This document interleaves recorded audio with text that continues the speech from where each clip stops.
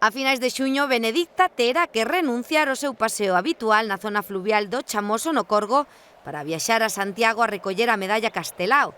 A actriz lucense é unha das 5 mulleres recoñecidas con esta distinción. Que me concedan eso, pois realmente, non sei, non me creo merecedora, pero, en fin, teño que estar moi agradecida.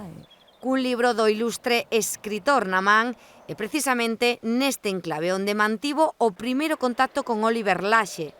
A súa vitalidade e naturalidade cautivou o director galego que a sacou do anonimato ao seleccionala nun casting de 300 persoas para o papel protagonista da súa terceira película, O que arde, a primeira en galego premiada en Cannes. Todo o corgo están vendo isto. Digo, René, Dios mío, que horror. Digo, a veña que está ali cavando, cortando silvas. Bueno, non me entraba na cabeza, non pensei que tuvera semejante dimensión. E así, aos seus 83 anos, comezaba a súa primeira experiencia como actriz. Viñeron os camións. Coa mesma naturalidade coa que afronta o seu día a día. Íbamos por carballeiras e volvíanse preocupados porque eu era escollida, eu podía caer, en fin, non me viñan. E digo, apartai-vos, que me estorbáis. Enseñai-me matemáticas, inglés, en fin, pero que camiñar polos montes? Bueno.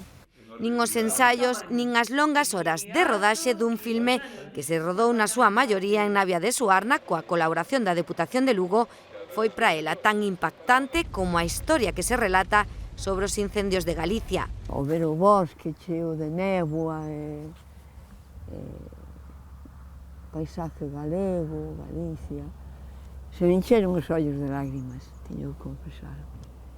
Amor por unha terra que causou sensación na alfombra vermella do Festival francés o arrancarse cunha muiñeira e poñer a Galicia no mapa do mundo. Estaban todos os cámaras, dando órdenes, e iso me ocurriu dicirles en galego, falaime en galego.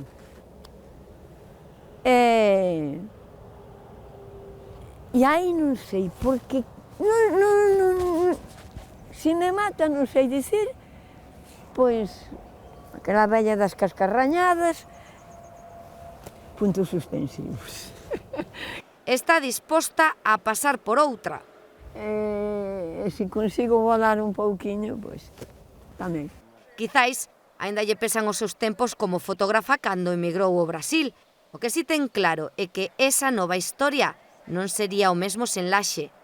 Oliver, todo. Teño unha frase que outro que copio, que dice, si tú me dices ven, lo dejo todo. Todo por volver a tocar a gloria e situar no máis alto do sétimo arte o poderío da muller do rural. Serán o cancro.